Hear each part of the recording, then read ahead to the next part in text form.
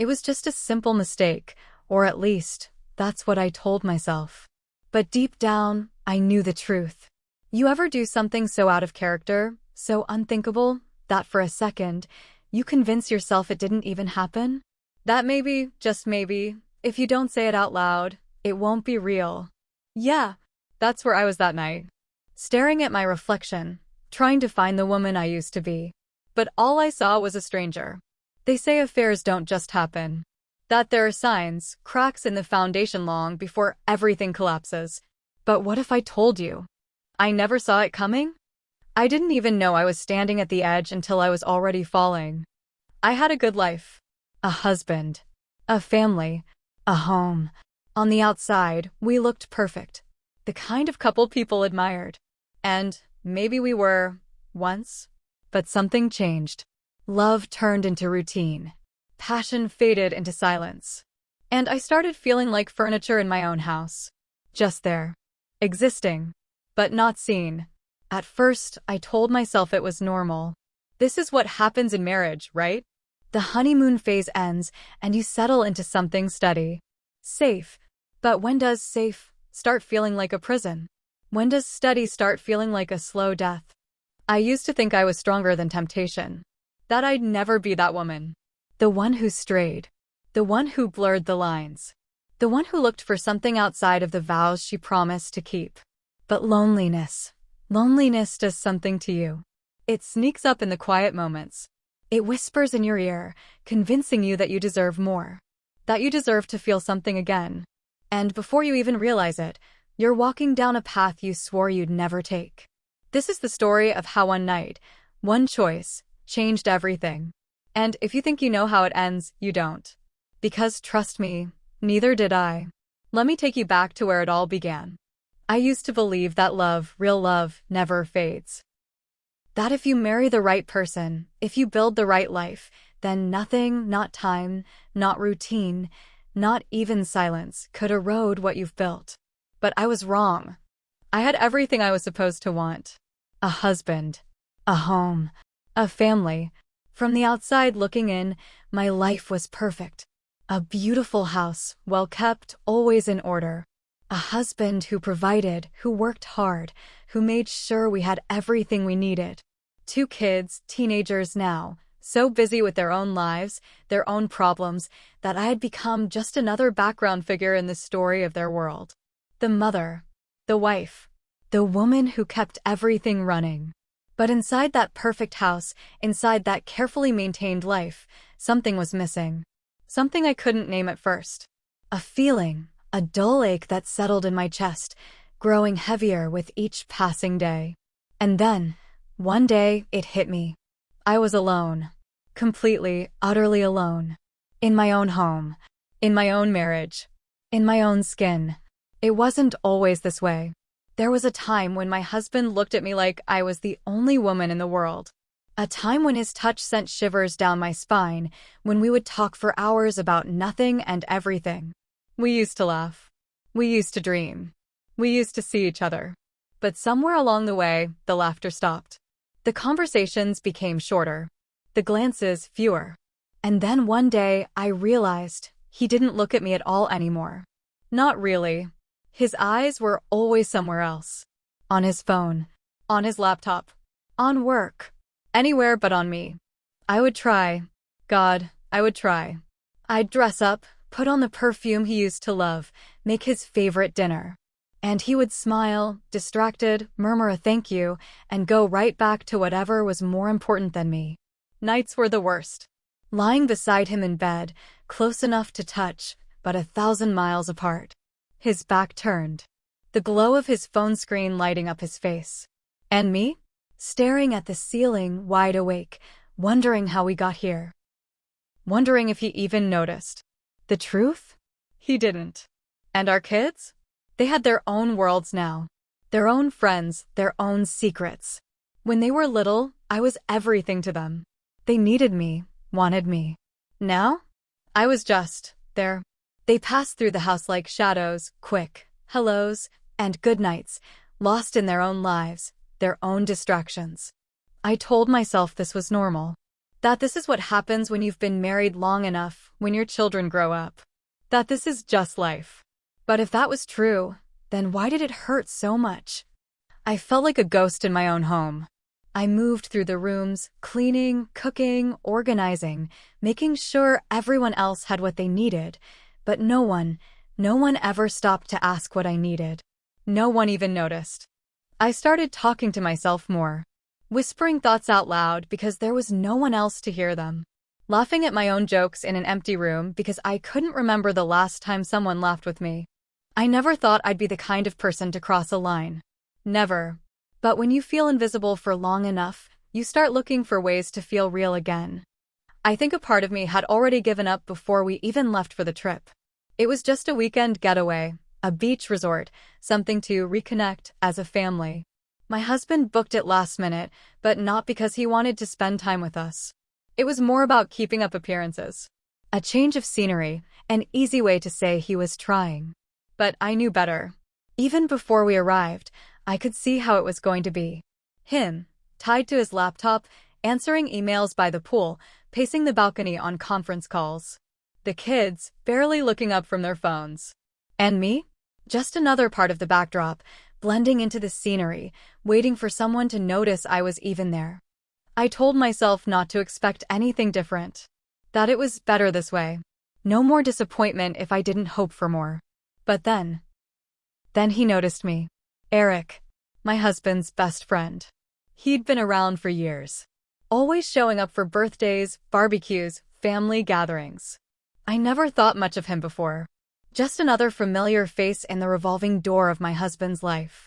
But that weekend, something was different. Maybe it was the way he looked at me. Maybe it was the way I had been starving for attention for so long that I was willing to take it from anyone who cared enough to give it. Or maybe, just maybe, I had already been standing at the edge, waiting for the slightest push. It started small. A glance that lasted a second too long. A casual joke that made me laugh, really laugh, for the first time in forever. A moment where I felt seen. And it felt good. God, it felt good. And then there were the compliments. Subtle, effortless. The kind my husband had long stopped giving. You always had the best smile, he said, and I swear, I felt my whole body warm under the words.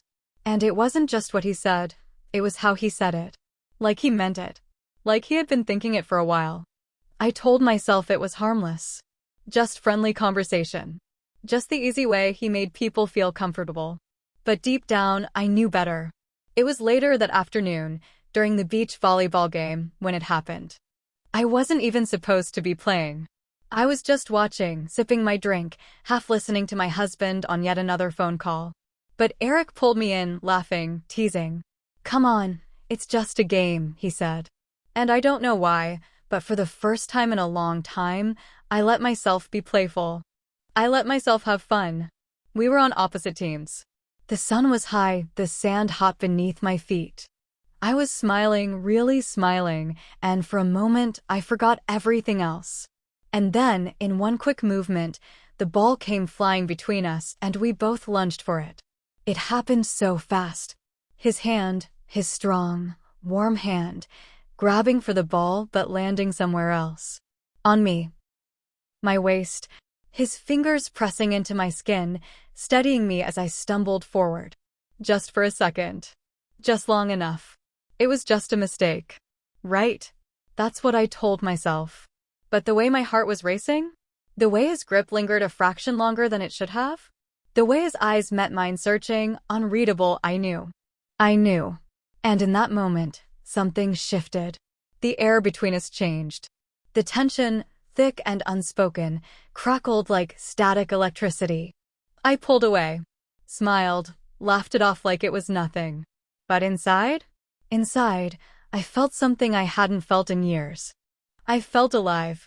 It was nothing, just a slip of the hand. A moment of clumsiness. That's what I told myself. That's what I needed to believe. But my body told a different story. My heart was still racing long after the game had ended. My skin tingled where his fingers had been, and I found myself tracing the spot absent-mindedly, as if my body didn't want to forget how it felt to be touched like that. I shook it off. I had to. It wasn't a big deal. It didn't mean anything. But as the hours passed, I started noticing things I shouldn't have. The way his eyes found mine in a crowded room. The way he laughed at my jokes, genuine, full-bodied laughter, while my husband barely looked up from his phone when I spoke. The way I felt when Eric was near. I was being ridiculous. This wasn't me. I was a wife, a mother, a woman who knew better. But something had awakened inside me, something I couldn't ignore, no matter how much I wanted to. That night at dinner, I sat across from my husband, watching him scroll through his emails between bites of steak. He barely spoke, barely looked up.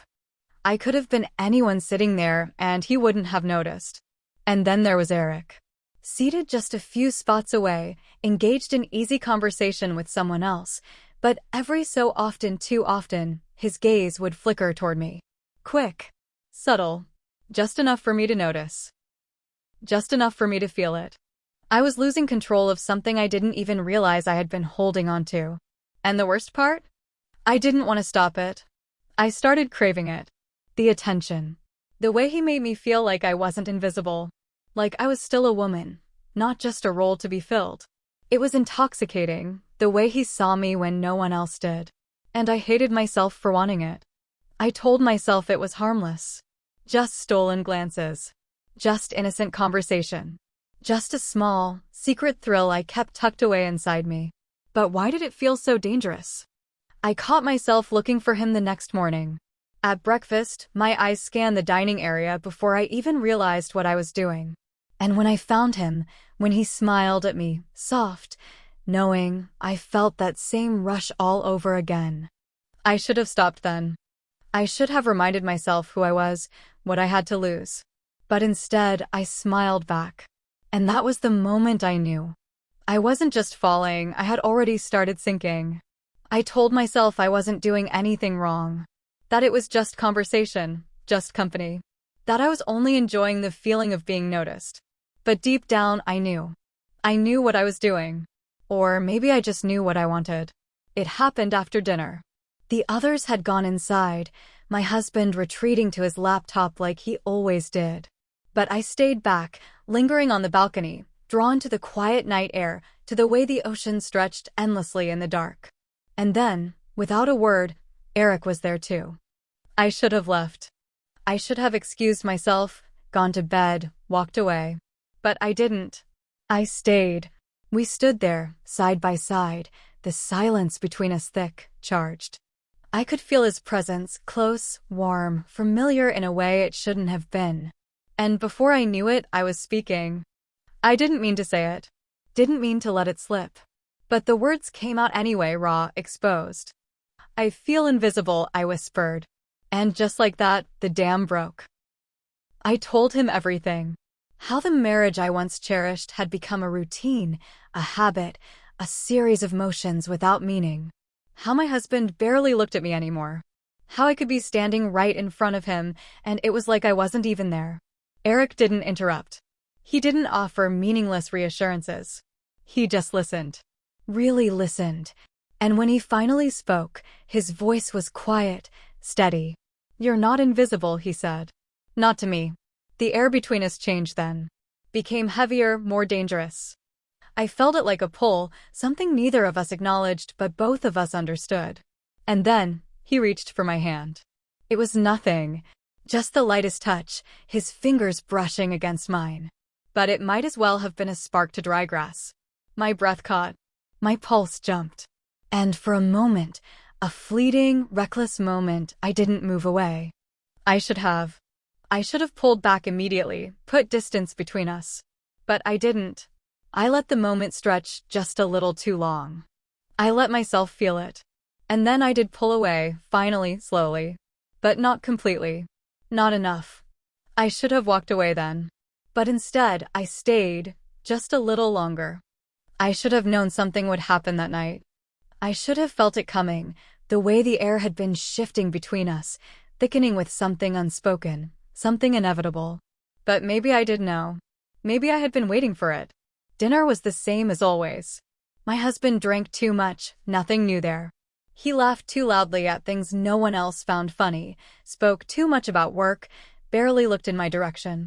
When the meal was over, he gave me a half-hearted kiss on the cheek, mumbled something about being exhausted, and stumbled off to bed without so much as a glance back. I could have gone too. I should have.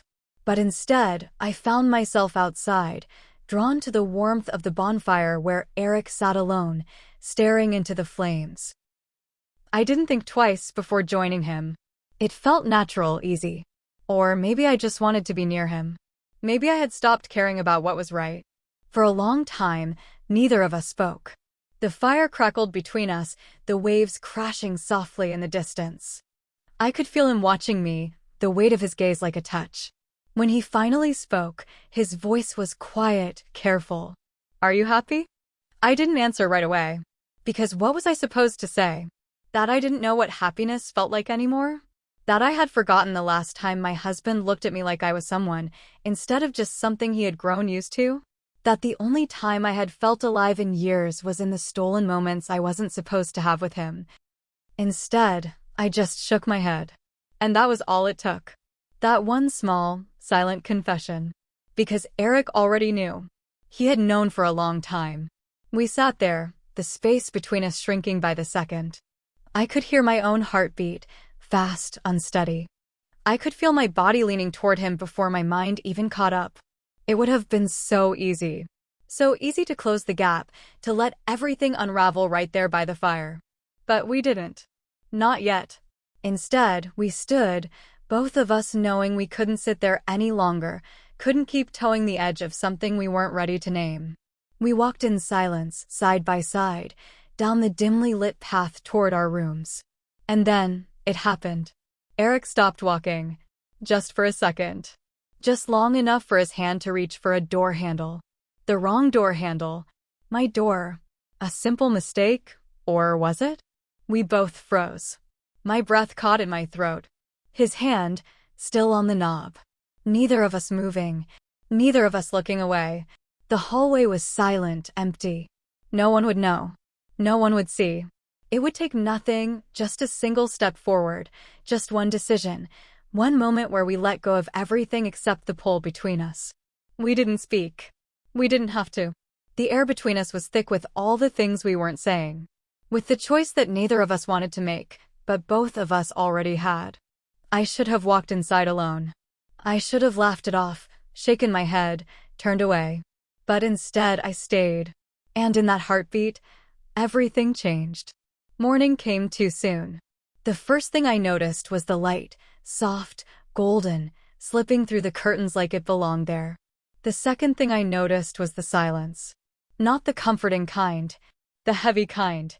The kind that presses down on you, forces you to face things you don't want to see. For a few seconds, I let myself forget. I let my mind hover in that half-dream state where nothing had happened, where everything was still the same. But then I moved, and reality came rushing back. My body still remembered. The heat of his skin, the way my name had sounded in his mouth. The way I had let it happen, no hesitation, no second thoughts, just raw, reckless need. I swallowed hard. My stomach twisted. I turned my head, half expecting to see him still there, half dreading that he would be. But the space beside me was empty. He was gone. For a moment, I thought maybe I had imagined it. Maybe it was just a dream. But then I saw it, the slightest indent on the pillow, the faintest trace of his scent lingering in the sheets. Proof that it had been real. And just like that, the weight of it hit me all at once. Regret. It didn't creep in slowly, it slammed into me, cold and suffocating. My chest tightened. My breath came shallow. I sat up too fast, the room tilting for a second as my hands flew to my face, covering my mouth like I could somehow swallow back the truth of what I'd done. I felt sick. Physically sick. I needed to get up. I needed to move, to do something, anything, before the guilt drowned me completely. But when I swung my legs over the edge of the bed, my eyes landed on my hand. My wedding ring. I stared at it, at the way the light hit the gold, at the way it suddenly felt too tight on my finger, like it knew, like it was trying to suffocate me. I wanted to pull it off. I wanted to throw it across the room. I wanted to go back to last night and undo everything, but I couldn't. A knock at the door snapped me out of it. My heart nearly stopped. For a second, I thought it was him. I thought I'd open the door and find him standing there, looking at me the way he had last night, waiting for me to say something, waiting for me to admit that we had just made the biggest mistake of our lives. But it wasn't him. It was my husband. I barely had time to school my expression before he stepped inside, stretching, yawning, looking so at ease, so normal that I wanted to scream. "Morning," he mumbled, his voice still thick with sleep. He leaned in, pressing a kiss to my cheek, and I flinched before I could stop myself. If he noticed, he didn't say anything. Instead, he walked past me, already talking about how he had slept like a rock, how he must have had one too many drinks, how we should go have breakfast before heading to the beach. He had no idea. No idea that while he had been passed out in our bed, his best friend had been in mine. No idea that the woman standing in front of him wasn't the same woman he had kissed goodbye before stumbling off to sleep. I wanted to tell him. I wanted to confess everything right then and there, to rip the bandage off, to let the truth burn everything to the ground. But I couldn't. So instead I nodded. I smiled. I let him take my hand. And I pretended. And then there was Eric. I spotted him at breakfast. He was already sitting at the table, coffee in hand, his face unreadable. When our eyes met, my stomach clenched. For a moment, I expected him to look guilty, to look shaken, to look as ruined as I felt. But he didn't. He looked normal. Too normal. Like nothing had happened. Like last night had been a dream, something we had imagined. He even smiled. And that smile, that small, casual, infuriatingly calm smile, made me feel even worse. Was he pretending? Or was this just easier for him? Did he regret it? Or was he waiting for me to say something? I didn't know. I didn't dare ask. All I knew was that I couldn't eat. I couldn't breathe. I couldn't sit there with my husband on one side of me and Eric on the other, with my ring burning on my finger, with the taste of last night still on my lips. I excused myself before I choked on the weight of it all. I needed air. I needed space. I needed a way to live with what I had done. Because there was no taking it back now. I barely made it back to my room before the weight of it all crushed me. The moment the door clicked shut behind me, my legs gave out. I sank onto the edge of the bed, hands gripping my face, my breath coming in short, uneven bursts. My chest felt tight, my throat burned, and my mind, God, my mind wouldn't stop. How did I let this happen? I squeezed my eyes shut, but the memories were relentless. The heat of his body, the feel of his hands on my skin. The way I had melted into him, no hesitation, no second thoughts. Like I had been waiting for it. Like I had wanted it. Had I? Was it really just a mistake, or was it something deeper? Something buried inside me for years, waiting for the right moment to surface. I wanted to say it was the loneliness, the neglect, the years of feeling like I was nothing more than a fixture in my own home. But was that really an excuse? Was it enough to justify what I had done? I had crossed a line. Not just any line. The line. The one I never thought I would, the one I swore I never could. And now there was no going back. I felt sick. Not just with guilt, but with something worse. A realization. A truth I wasn't ready to face. My marriage, my life as I knew it, would never be the same again. Even if my husband never found out, even if Eric and I never spoke of it again, even if I buried this moment deep inside myself and pretended it never happened, it would still be there. A crack in the foundation. A ghost lingering in the silence between us. Because now I knew. I knew what it felt like to step outside the lines. To want something that wasn't mine to have. To take it. And knowing that, how could I ever look at my husband the same way again? I stared at my reflection in the mirror across the room, barely recognizing the woman staring back at me. Her eyes were wide, haunted. Her lips, still swollen from last night's sin. Her skin, still marked by hands that weren't her husband's. I wanted to undo it. I wanted to turn back time, erase the last 12 hours, wake up in my own bed with clean hands and an untainted conscience. But time doesn't work like that. Once something is done, it stays done. It lives inside you, whether you acknowledge it or not. So what now? What was I supposed to do? Confess? Tell my husband the truth? Watch his face fall? Watch the life we built shatter at my feet? Did I have it in me to rip everything apart, to break his heart, to break my own? Or did I stay silent? Did I bury it, lock it away, pretend it was nothing but a fleeting mistake? Did I smile at my husband tonight like nothing had changed? Did I lay beside him, touch him with the same hands that had held another man just hours ago? I thought about Eric. About the way he had acted so normal at breakfast, like nothing had happened. Like we hadn't happened. Was that the answer? Was that how he lived with it? Could I live with it? The answer should have been simple. But nothing was simple anymore. Loneliness is dangerous. It sneaks up on you. It whispers in your ear, makes you question things you never doubted before. It makes you see things that aren't really there. And worst of all, it makes you do things you never thought you'd do. I used to think I was different. That no matter how neglected I felt, no matter how invisible I became in my own marriage, I would never be that woman.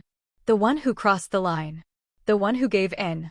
The one who let her weakness, her loneliness, push her into the arms of another man. But I was wrong.